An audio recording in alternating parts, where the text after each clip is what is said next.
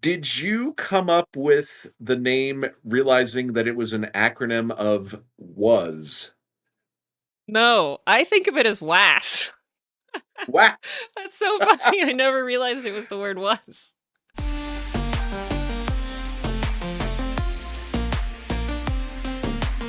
Welcome to Words About Stuff, a podcast where I talk to awesome people about the stuff they love. I'm your host, Amy the Copywriter, and I'm joined by Phil Smith, the Human IMDB, physical media advocate and collector, and lover of trivia. Hello, Phil. Hello, Amy. Great to see you. Long time no see. It's been a while. You're psychic. I was just gonna ask, do you remember when we met and how we met? It's interesting you asked me that because as someone who hates math, I am great at dates and history in lifetimes. So the very last time I remember seeing you was sometime in March of 2011, but the very first time we met was around March of 2009.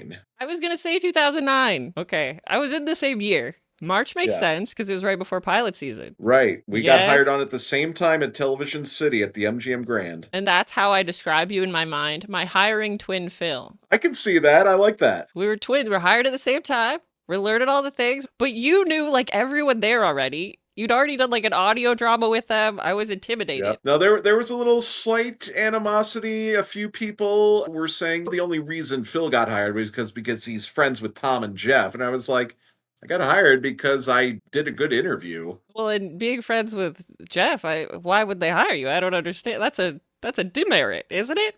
Hi, Jeff. Hello. We work together doing the research. It's where people would watch TV shows and do surveys, and we helped do all of that part. And then you went on to other things. But the most I Mhm. remember about you was that you knew when everything had aired, when you had seen it, a million facts about TV, and I was like, I know nothing. Yeah, I made that kind of my passion to remember dates in media history because it wasn't necessarily a competition that I would get into with my mom, but my mom was an art history major. So she knew dates and she was adamant about correcting people if they got dates wrong. So if I were to say, oh, yeah, I remember that movie came out in 1985, and she would instantly look at me and say, it came out in 1983, Phil. Don't say that around the water cooler. They'll think you're an idiot. And I'm just like, okay, I'll make sure to know my dates. I mean, knowing dates is great for trivia, and you do trivia Yeah. competitions, right? Not necessarily competitions, but I mean, there are like trivia nights locally in Vegas that will offer small prizes like gift cards to the restaurant it's being posted at or a bar tab. And it's fun for me. It's not necessarily about the winning of some great prize, but just the experience of knowing, hey, someday that may come in handy to have that useless knowledge. And do you do like teams or is it individual? How does that stuff work? I've never done it.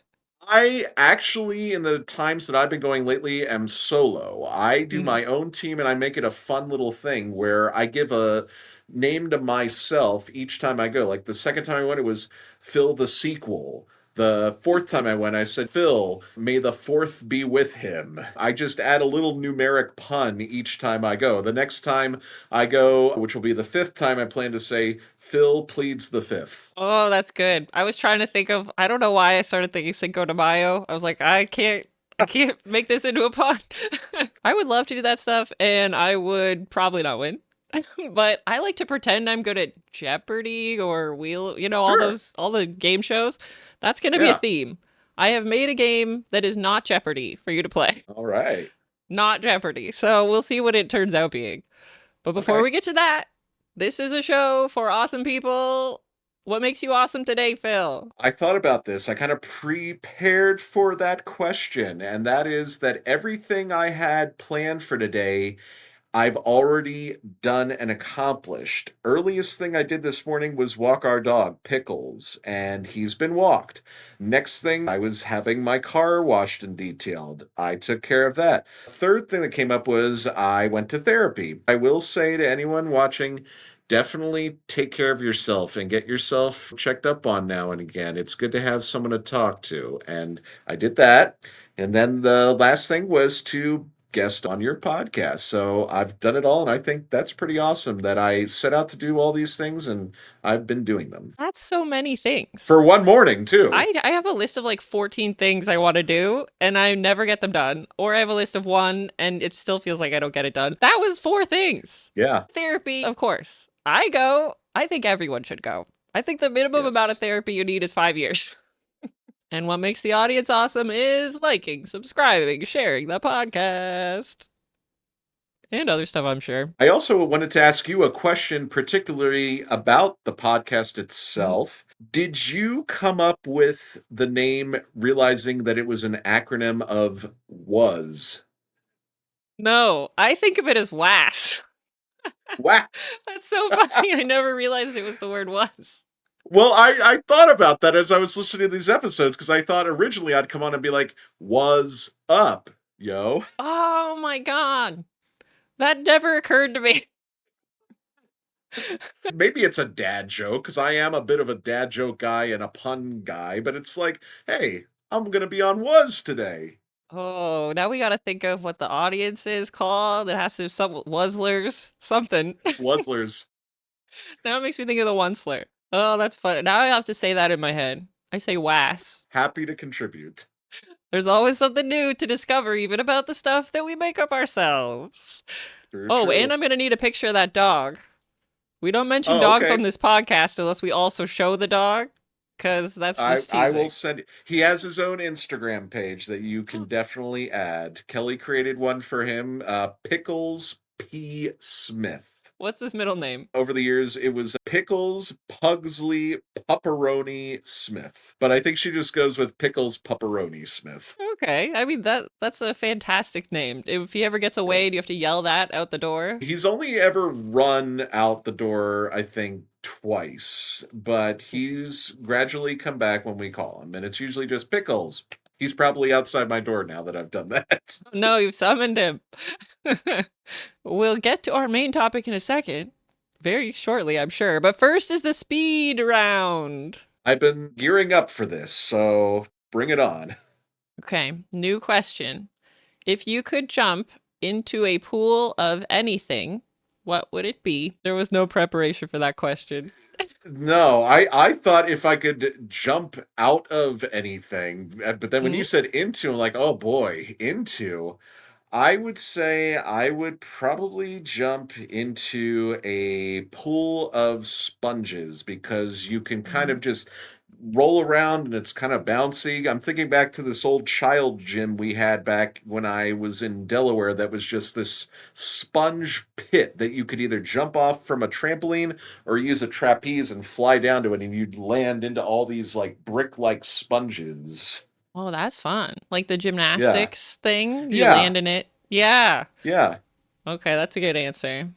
I didn't have an answer. I started having like flashbacks of all those TikTok people filling their pool with terrible things and jumping Oh, into God. it. And then I was like, oh no, I don't want to do this. Orbeez, I think some of them filled their pool with Orbeez. They're like the water absorbing polymer bead. Okay, now I know exactly what you're talking about. Mm-hmm. It's little and it gets bigger. And if you eat it, it gets bigger and you got a problem. Don't eat those. Oh, yeah. Public service announcement. No. I don't think I jump into pools very often. I know why. Because my mom at one point was a spine nurse, like people who had broken their backs or whatever. And so anytime someone was jumping in a pool, she was like, nope, we're not doing that. Not That's for how you. people break their neck. Nope, not gonna happen. We're going to have necks that are intact for as long as we can. It's worked so far. For as much as we look down at our phones. Oh gosh, yeah. What do they call it? Tech neck? Tech neck, yes. I do yoga trying to fix that all the time, but I know I'm already going to be like a little gremlin witch later. It's fine. I'm not too worried about it. We just gotta make sure not to feed you after midnight. Yeah. Have I seen that movie? It's Gremlins. Yes. Have I actually seen it?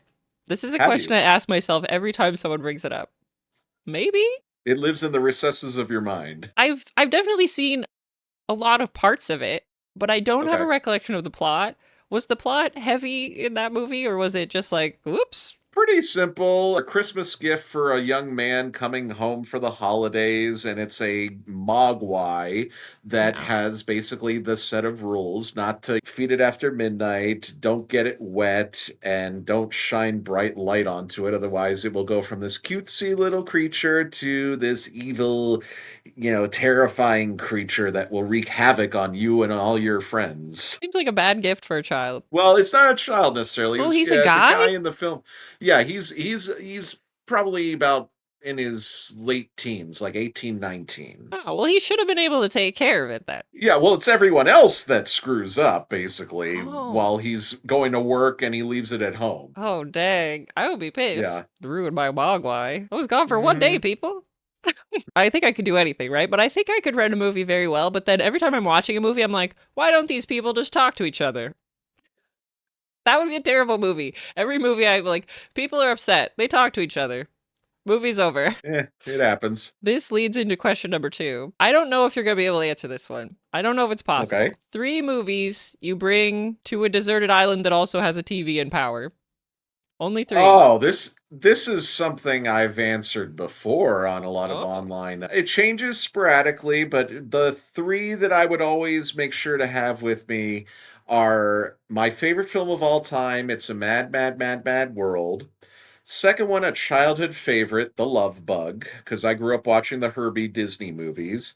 Third one is one that just absolutely makes me laugh every time, and you can probably see it right behind me here, Mel Brooks's Young Frankenstein. Oh, see, that was easy. I thought you were going to be like, there's so many. There's no way. That's what comes from making so many lists over the years, too. As much as I hear on Dudes on Cinema, their top 100, top 50, top of the year, I did that a lot in college, ever since watching the movie High Fidelity, which is all about top 5 music lists. I thought I should do that for movies, bands, TV shows, foods, candy, activities. So I've always had that kept up here whenever I need to answer that question. It's not a hard question for me. I'm sorry you thought it would be more difficult for me on that one, but that one is an old school for me. Well, now I'm interested in how you rank them. Like, because you said one Okay. is from childhood, one makes you laugh, and one is your all time favorite. So, what if you were Hmm. doing like foods? Do you have a Okay. rubric in your mind, or is it vibes? How does it go? It's kind of about the idea of taste and a little bit of like childhood memory as well. Remembering eating this as a kid.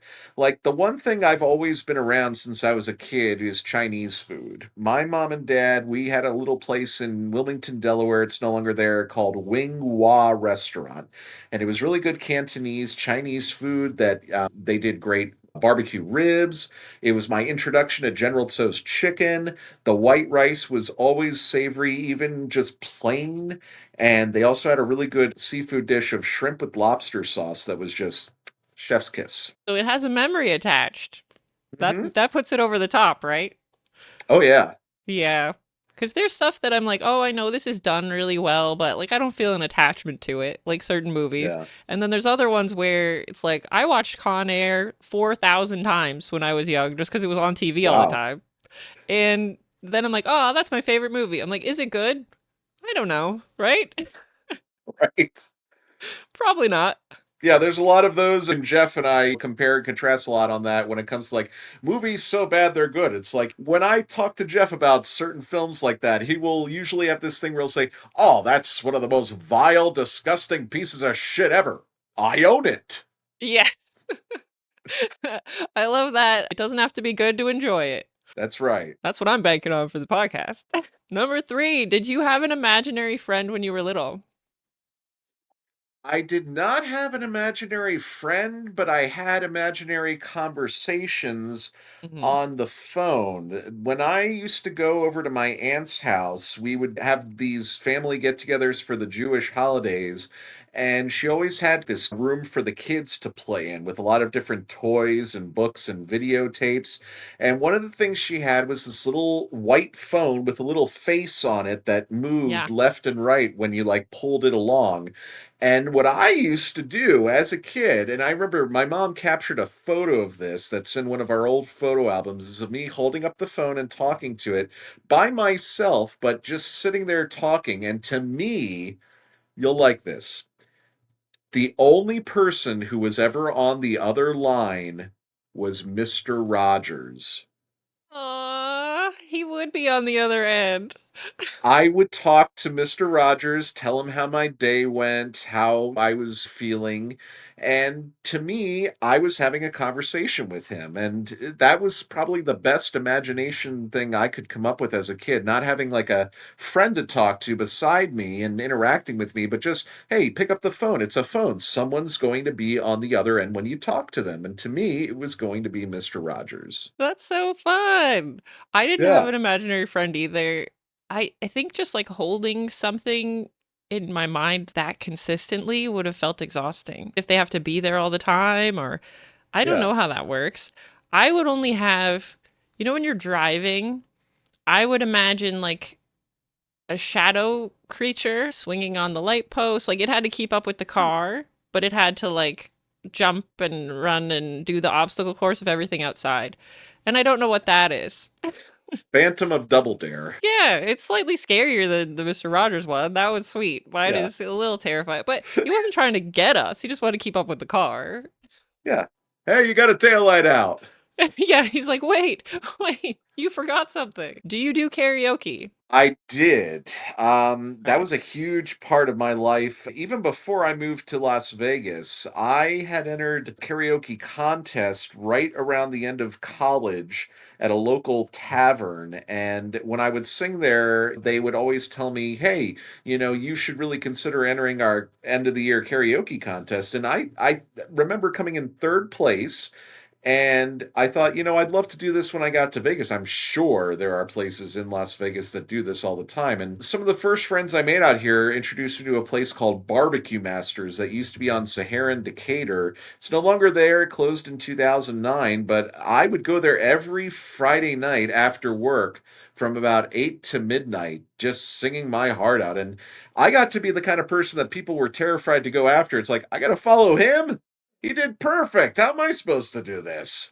What was your favorite song to sing? Oh God, so many. I would do Under Pressure by Queen and David Bowie, doing both Freddie Mercury and David Bowie in their voice. I would do a song called On the Dark Side by John Cafferty and the Beaver Brown Band from the movie Eddie and the Cruisers. And when I could get a lot of people to join in with me, I would also do Queen's Bohemian Rhapsody. Okay, that one I know. Yeah. I haven't done it in a long time, and it was one of those things where it became a bit of a strain on my voice to sing for a while, but I keep wanting to get back into it when there's something a little closer to home because Kelly and I live way out about 30 minutes even from the strip, Mm. and it's not really close to any local places that do karaoke nights. But there's plenty of Facebook groups out there to find one, I'm sure, that's closer to where we are. But one of the toughest things, not to get into a bit of a sad conversation, but years ago, I had talked to Kelly about karaoke, and I openly said to her, ever since my mom died, I haven't had a lot to sing about.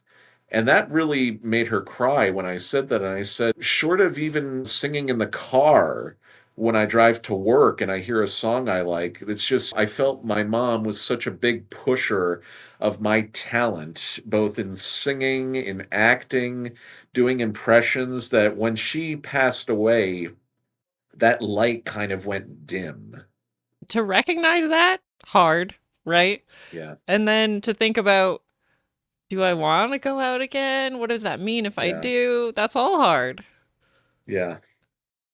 And you don't want to do the traffic going to the strip. No, especially being a former traffic reporter, absolutely not. No, no, I don't blame you there either. Yeah, Okay, there's two more. Which TV show would you want to be in? that's a good one. Um, wow. And we're talking any TV show. I think so. I don't have an answer Okay. yet. We'll make up the rules as we go. I would say it would probably be a toss up between Three's Company because I love farce. And I was a huge John Ritter fan. I, Yeah. I loved him on that show. And I also love Don Knotts. The second one, because it's pretty much me when it comes to geekdom, The Big Bang Theory. That's no contest on that one. Ooh. See, I don't watch a. Do I watch a lot of comedies? I was like, every show I watch is a drama. You don't want to be there. It's Yes. all scary. Like Succession, no thank you. Severance, no thank you. What's a comedy we want? Well, I don't know. The IT crowd's kind of fun. Yeah, I'd throw that one out there too, especially just because, Moss and Roy are just so completely oblivious to what it is to be social, unless it's what they love. It's just, I like that silly awkwardness. I Yeah, want I to think I be could in fit the in room there. with the two of them. It does probably have to be a sitcom, Yeah, unless people really like adventure, but I like to watch it. I don't necessarily want to be worried every day all the time. I already have that, and I'm not in yeah, those shows. true. Life is already, weird enough. It's harrowing some of these times out here. So this is question 6 or 5 or 4. What's the luckiest thing that ever happened to you? The luckiest thing.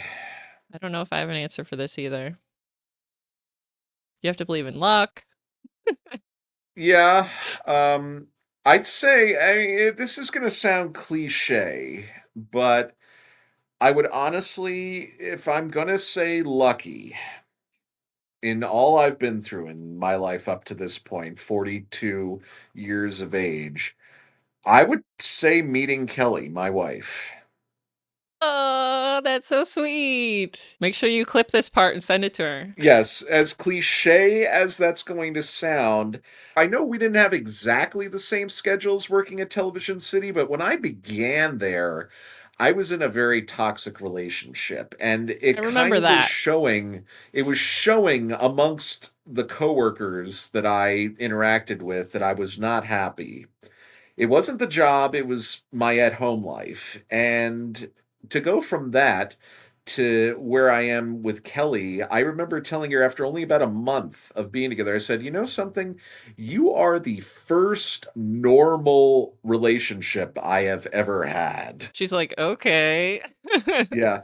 Well, to go through what I went through, it was, I remember one of our coworkers, Kelly Clayton, was saying to me, "Phil, you just need to stop dating psycho bitches." And when she's right, she's right. Yes, I know you wanted to be happy. Everyone can I tell you did. wanted to be happy all the time, and there was something not Hmm. working.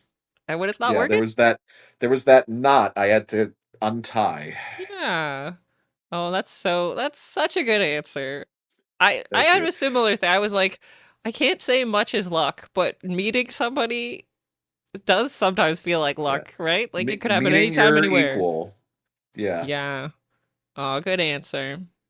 Thank you. I will say though, and this is not necessarily luck in the traditional sense, as much as I consider it a bit of a symbol. Mhm. Years and years ago, when I was about 4 or 5, I sent away using a couple of box tops from Lucky Charms cereal to get a four-leaf clover encased in a resin keychain with my name engraved on it. And I had that for years. I misplaced it somehow in a move, but I had a four-leaf clover for a very long time. Don't you wish sometimes that life was like a movie where the camera would cut away and show where the four-leaf clover is right now? Like we could Yes. see somebody found it and they put it in their pocket and they named Yeah. their kid Phil and they gave him the Yeah. four-leaf clover. That'd be fun. Yeah. That's a good one. Yeah. Awesome. Okay, now I'm going to try the main event. So the disclaimer is this is not Jeopardy. I cannot be sued for any infringements. And also the questions aren't really Jeopardy type questions, but this is a framework for how we're going to talk about the Okay. things Phil loves. Physical media is one of them. Celebrity meet and greets and old versus new technology. And notice I have not put dollar signs on any of these because we are playing for clout points. Like, whose line is it anyway? The points don't matter. Exactly. I haven't kept track of them yet and I'm not about to start. So, technically, you can go anywhere you want on here, and we'll probably cover random stuff as we go. We'll do this one first. Define old, and be careful. Okay, that's not too hard to define old. Old to me requires an extra amount of effort to access the thing that keeps you entertained, whether it's leaving the house to make the trip to the place where you need to get it, or making the extra effort to get up from where you're currently sitting, finding that item amongst a collection of the items, and then placing it into the device that's going to play it. Okay, so old tech would be VHS. What were the ones before that? I forget what they're called. Well, it was laser discs, Laser discs, yeah. video discs, or what they called RCA Select Division. Needle vision is another term for it because it's almost like a record of a movie. And Okay. then, of course, beta. Beta, yep. And like we're talking media, but also vinyl, right? Yes, That's old. vinyl records, 35 millimeter films, as you can see from my shirt there. Yeah. They don't even film on that anymore, right? No, they really don't. The big pusher for that to keep going as long as they had the ability to do it really was Tarantino, Mm-hmm. filming on old school 35s or 70 millimeter, and it's slowly kind of coming back in a little bit of the format with people who are making movies in this thing called VistaVision, which is when you basically make a film that goes horizontally capturing the broader landscape. They did this most recently in the movie One Battle After Another. I gotta watch that. Everyone says it's really good. Yes, yes, I definitely recommend that one. So some of the old school techniques are still around, but some of the old school technology for enjoying the entertainment in home is kind of gone by the wayside, other than the ones who push for physical media like myself who want to still collect it. Yeah. And new tech is streaming, right? Streaming, accessing something at the simple tap of an app on your phone Yeah. or the screen on your car in motion. I remember the day they started to install TV monitors in minivans for people to play Disney movies for their kids to watch on long road trips. Did you ever have one of those? I never did. No, we never had that in my family. As an only child, we never had any use for having anything besides music and regular human to human conversation in the car on road trips. Yeah, same thing. Okay. We just talked or I think once we listened to audiobooks because it was like a We long didn't trip. do that. Yeah, we never did that. And I don't, my mom, who worked at a Borders Books of Music and then subsequently Barnes and Noble, she wasn't a big pusher for audiobooks. I think she had a couple on cassette tape, but Mm, never listened to them. She really didn't stream. She didn't own a smartphone either. My mhm. parents never owned smartphones when it came to their cell phones. So they were very old school. They still had a newspaper subscription. That's another old media I would Yeah. throw out there, newspapers, and they looked at phones as being purely for communication. It's a device where you can call someone up anywhere you want and talk to them. It's not to play games or watch movies or social media. They didn't do that. Yeah. That makes sense. Yeah, newspaper. Magazines I would say are old. I guess people might say flip phones are old now, but Oh yeah. You can tell what kind of a movie you're watching if the yeah. time shows a flip phone being whipped out. And I always say you can tell that a movie is not taking place in the here and now because not everyone is looking at their cell phone, you know? Yeah, they're looking at a newspaper instead. There's no That's difference in how right. people act. It's just what they're looking at. Exactly. And the problem with movie writing, where if everyone has a cell phone, how do you have stakes or certain issues happen when you could just be like 911? Yeah. You got to change that up. It's a different time. So let's see. Okay, That so I you do. said old versus new technology for 400. Let's 400. see. Oh, you're good at picking the ones I made an extra slide for. Okay, we're doing a grid. Like Kevin Flynn and Tron, I welcome myself to the grid. Pros of old tech. I'm going to say they can't take it away from you.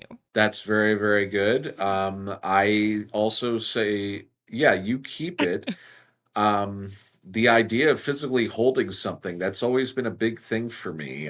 Whether it's a record cover, whether it's a VHS or DVD case to just hold and look at. There's something just I don't know necessarily if I'd go this far, but to kind of call it like the Christmas philosophy, where when you open a present, what's the first thing you do? You hold it up.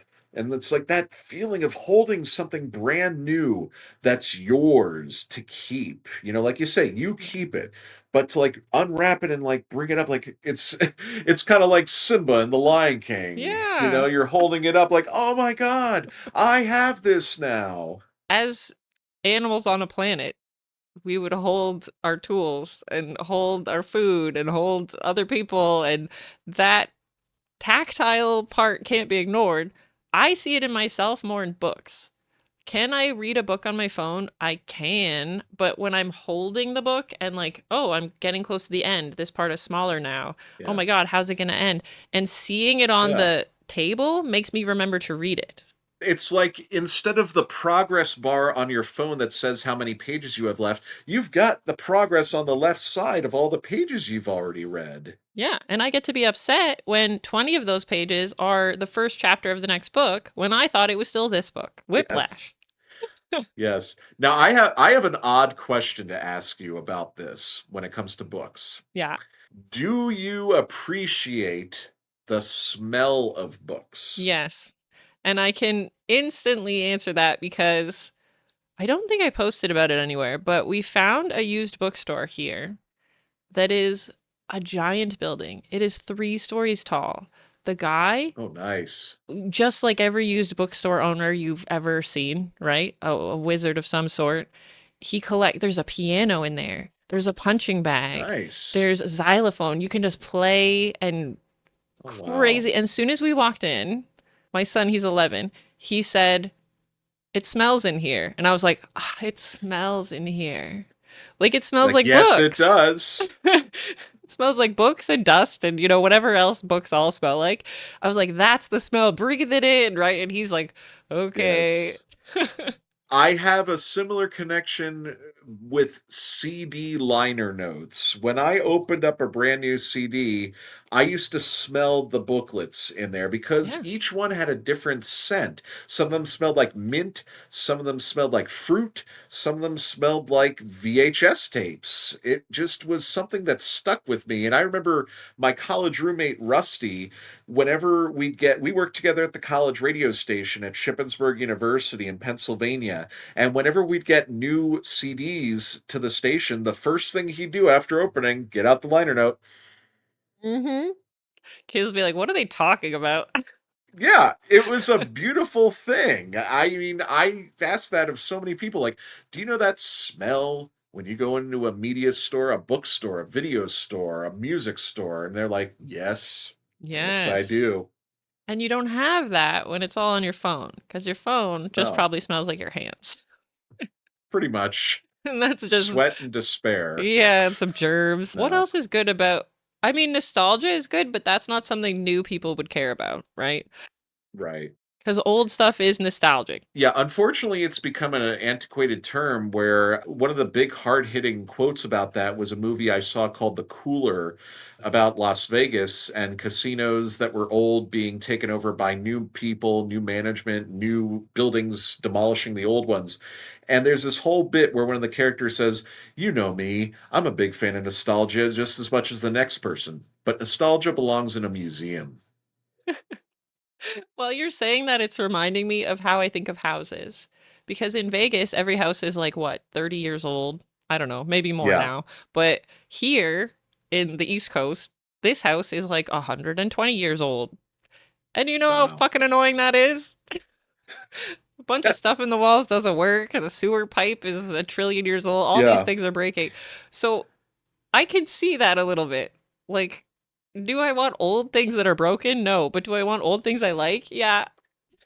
Yeah. The beauty about that too is the fact that the people who collected and appreciate it as much as you do are going to do whatever they can to learn how to maintain it. When I moved into my first apartment back in 2008 here in Vegas, my mom bought me a housewarming gift of a VCR DVD combo player. And for years, I didn't use it. It stayed in its box because I already had a DVD player and a PlayStation 3, I think, at that point. And eventually it stopped working. So I went online and sure enough found a guy who specializes in repairing old players. And I took it to him and he said, "Wow, this is a really nice player. Who got you this?" I said, "My mom back in 2008." He says, "Well, I think I can fix this for you." So about 3 days later, he called me back. He said, "So good news, bad news." I said, "All right, what's the bad news?" He says to me, "I couldn't fix the DVD component." I said, "What's the good news?" He said, "I could fix the VCR and it's going to last you about another 20 years. I said, "That's okay. We got a million ways to play DVDs, but only one way to play a VHS tape."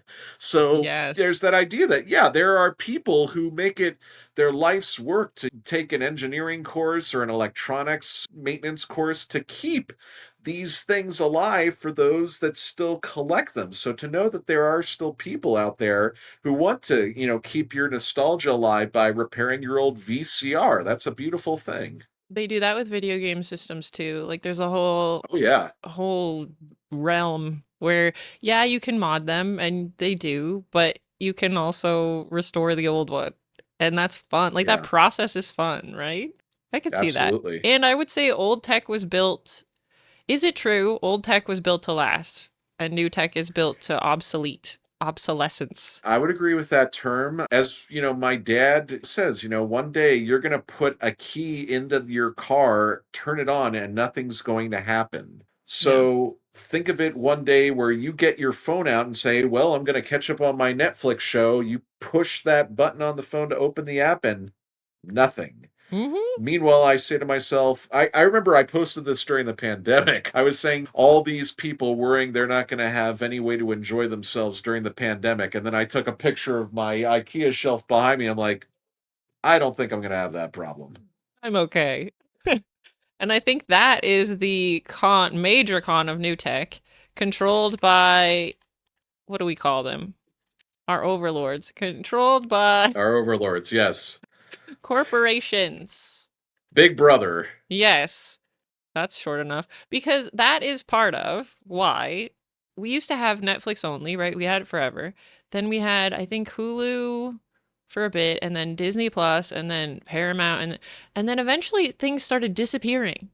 My son would watch The Yeah. Office all the time, and then The Office is gone. And now we have to find it on whatever other streaming platform, and then we gotta like find it again and set it up again. He's gotta learn that, and then it's gone from there. And I was like, what am I Yeah. paying for? Yeah, they're picking and choosing stuff that based on the famous algorithm, Mm-hmm. how many clicks it's getting, how many people are watching this, how many hours. Yep. And with like a library that still houses books, still houses CDs and DVDs, those aren't going anywhere. They may get like 8 copies and then they whittle it down to 4 to make space, but rest assured that title is always going to be available. I'm so mad. I'm so mad at streaming. I wanted it to be good. It was good for so long, right? I wanted one streaming platform. I remember working at Television City.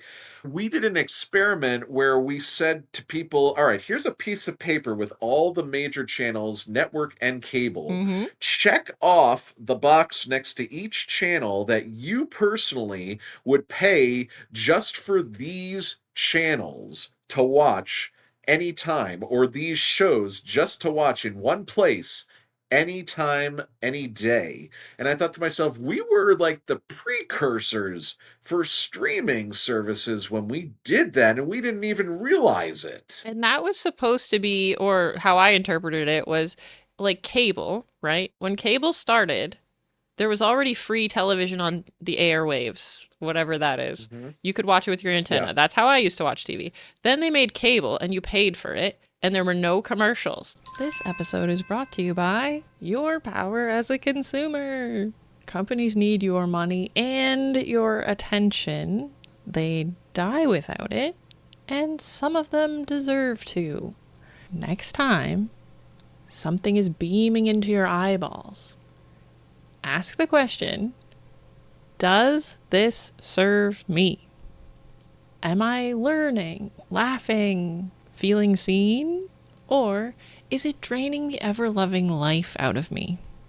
When you change the channel, unsubscribe, or log off, they lose something. They lose your view, your subconscious, your potential wallet. They hate that.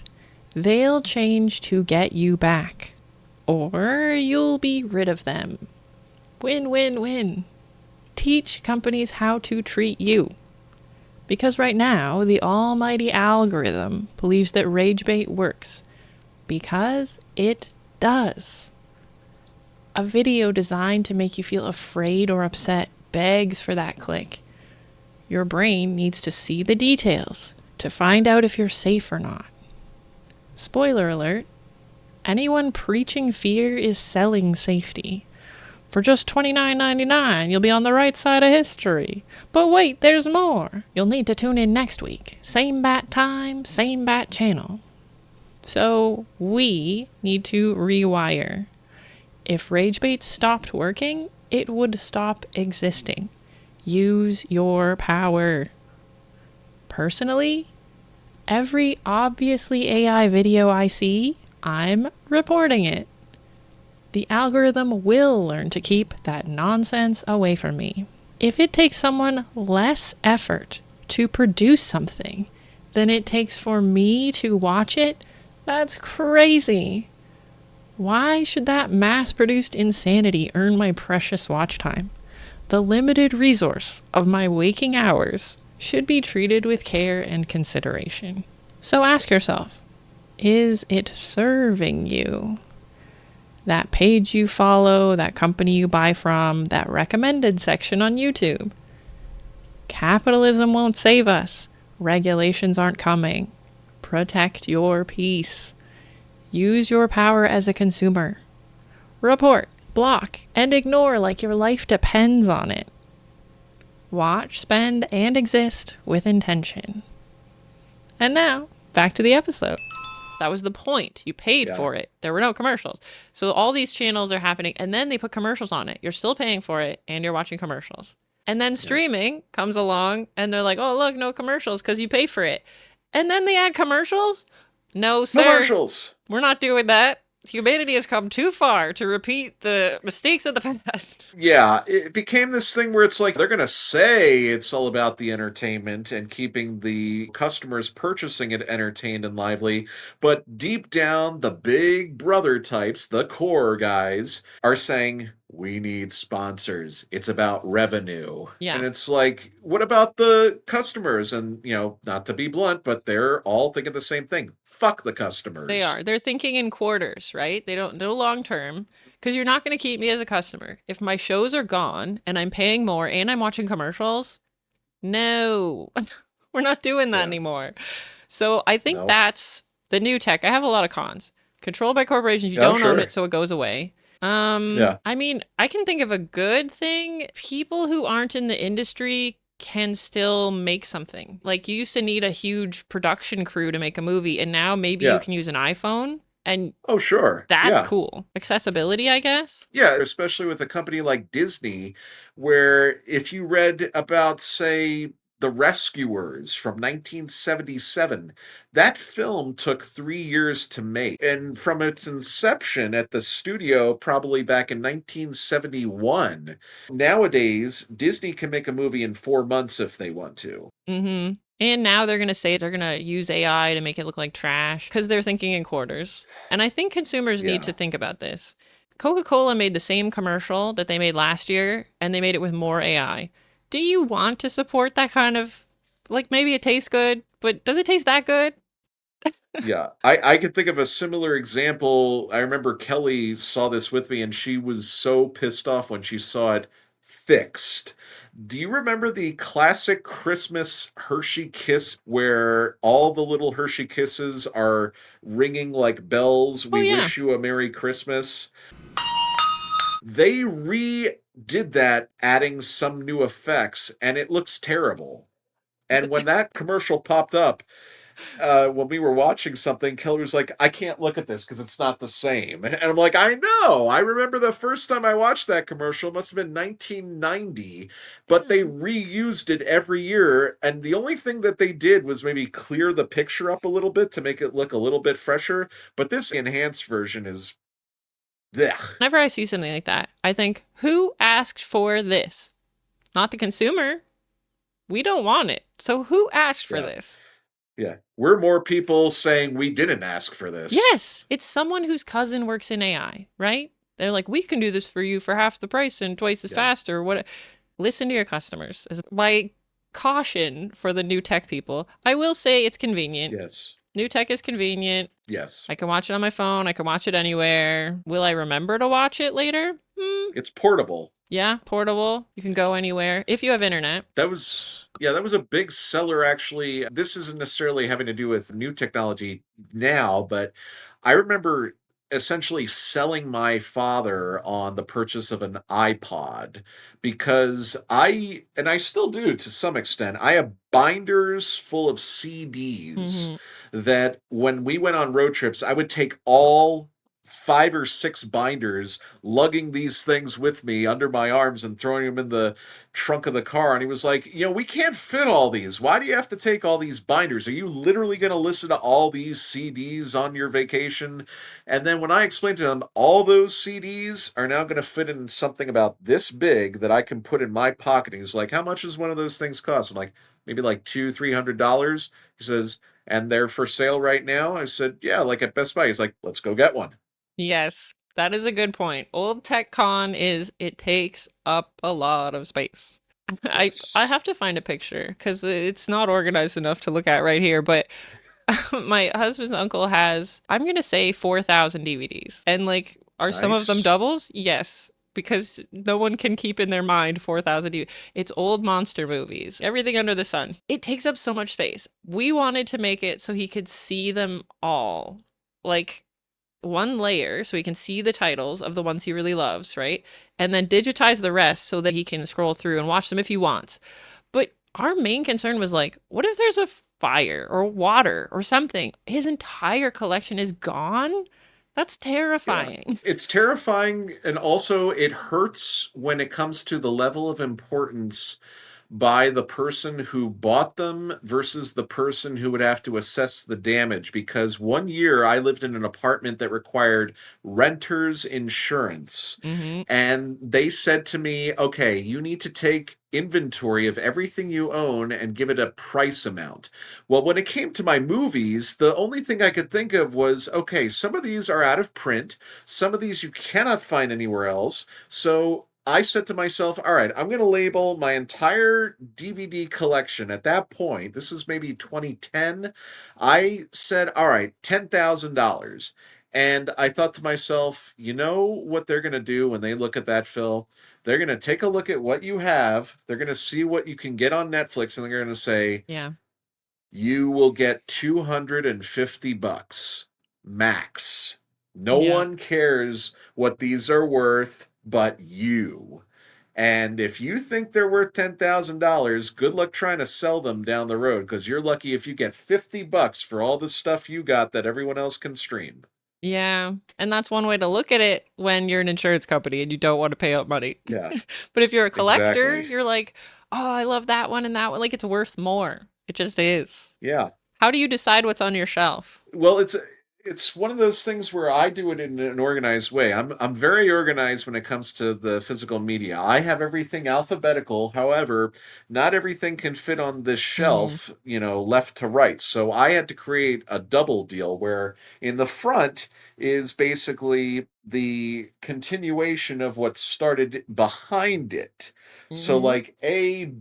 like AA to AD is in the back. and then AE to AP is in the front. So it's doubled up on each cube up there, but in alphabetical order with He title. did the same thing. Obviously, I should have let them stay doubled up. I'm not the expert. I was like, there should be one row. You gotta get your own Dewey Decimal System over Yeah. there. Yeah, but like you said, it's about space, and Mm-hmm. it can take up a lot of space. I knew that when we moved into a house with two extra bedrooms that I wanted all my movies in one place and to design it the way I wanted to. And Kelly was joking with me when I started doing the mini posters, and she would say, you're not in college anymore. You don't live with your parents anymore. I said, yeah, I get that's kind of the theme of when you live in college, you put up posters, you put up little like Christmas lights to illuminate, but it's what makes this place feel like it's my movie manor. And it Yeah. works perfectly. I used to do full size one sheet posters, and I could only get three up on the wall. Yeah. And then I thought the mini posters allows me to cover this entire wall. So whatever you look at, you're seeing a movie poster of a movie that meant something in my life. Yeah, and that, like, if we had unlimited space, let's go, right? Yeah, And we were kind of absolutely. shown that adults didn't have posters or whatever, but that's not true. We're over it. We've decided we have stuff we like. Yeah, they had artwork. Half of the stuff people put up in like mansions, I'm like, okay, this isn't good. Yeah. It's like this is an original Gauguin. It's like, do you even know who Gauguin is? No, but look at Yeah, it. and it's worth a bunch of money, or we laundered a bunch of money by selling it, or, Yeah, something like that. That's like crypto. When yeah. they were It's like, it's look at these it's NFTs, I was like, this means nothing. yeah. It's bragging rights to people who couldn't care less. Yeah. And that's interesting. They might see movie collections as that, like it's bragging rights, but it's bragging rights to people who care a lot. Like when you're Exactly. like, oh, these people love my collection, they're my community and my people. These people love art, they're not Yes. necessarily your community. Yeah. I've said it numerous times in more recent years that it's a very niche market to try and get people to appreciate the kind of stuff that you collect. And it's even more difficult when you do eventually try to sell it, because I was once part of a Facebook group for selling things amongst my work. I work for Las Vegas Metro Police, and we have like a Metro Classifieds Facebook page. And if you think that I was able to sell laser discs or VHS tapes, forget it. Those people prefer to buy things like tickets to the hockey games, tickets to the football games, cars, baby clothes, baby cribs, or arsenal, like, old guns or knives. They're not going to care about movies because it's usually for the kids. Like if someone says, hey, I've got 4 passes to Disneyland, you bet they're going to be bidding war for that. It's not, no one's going to buy DVDs or laser discs. And it's just that niche market where if I found other like-minded individuals who appreciated that, yeah, I could probably sell, but it would probably end up being more of a trade where it's like, well, I know you're asking $50 for this rare sealed copy of Pulp Fiction on Criterion Collection Laserdisc, but what if I gave you my late 90s release of Pleasantville instead for that? Yeah, it would be more barter system, more sharing, Yeah, because it's not about the money. Otherwise, you wouldn't spend money on it, right? exactly. It's That like 30 some years ago when I bought it with my own allowance money, and mhm. it's like, and now you want to get rid of it? Come on, that's sentimental, Phil. Yeah, you keep it. I think this is a good Yeah, list. I There's no way to decide what's better, what's worse. It's also hard to play old tech sometimes. Sometimes you do yeah. have to like update it. Be patient with it if it's, kind of scratchy or the picture's bad. Yeah. Like in old games, they take up a ton of space or they take Oh, up no yeah. space. Right? Like if it's on Yeah, a newer device, it's so small, but you still love the experience of it and being reminded of it. definitely. Okay, let's see. Old versus new for six. What? Oh, I guess they were two different questions. I guess we were supposed to do Ah, pros and cons of new here and pros and cons of old here. But we get bonus points for doing it early. okay. We killed two birds with one stone. Why not? That's right. Bird murdering over All here. right. So that means we only have one other part to do, and it's What's working for you? The ability to find a way to smile or make myself feel good each day of the week. That is a goal we should all have, and I hope it's attainable for most of us most of the time. Yeah. That's awesome. In the world which surrounds us, as I mentioned earlier, there is so much going on where anyone could approach me and say, you need to be more upset about this. And I'd say to myself and to them, why waste the effort to be upset when I could be happy finding something in my room to watch that brings smiles to my face? Everything in balance. We can't be enraged all the time. We can't be happy all the time. We're just in between some of the time. That's right. For more Pickles the Dog, follow them on Instagram at pickles_p_smith. For more Phil, you could listen to his episode of 21st Century Audio Theater Players. It's written by Tom Reese, and the episode is called The Death and Further Adventures of Benjamin Brick. The link will be in the show notes, or check out Phil's Letterboxd for movie reviews. His is Mr. Flicks 1983. MRFLIX 1983. And next time, we will cover the other two topics on our non-Jeopardy: physical media plus celebrity meet and greets. Can't wait to get into it. Do you know any famous outros that we should use? Because I'm still stealing them. There's a great quote from the show MASH that I've thrown out from time to time from the psychiatrist that's on that show, Dr. Sidney, who was played by the late Alan Arbus, the husband of very well-known photographer Diane Arbus. And after walking out on a day of like terrible things happening, let's not forget this is the Korean War. We're seeing blood and guts all over the place. He would just take a deep breath and look at everyone and address them en masse and say, take my advice. Pull down your pants and slide on the ice. That's perfect.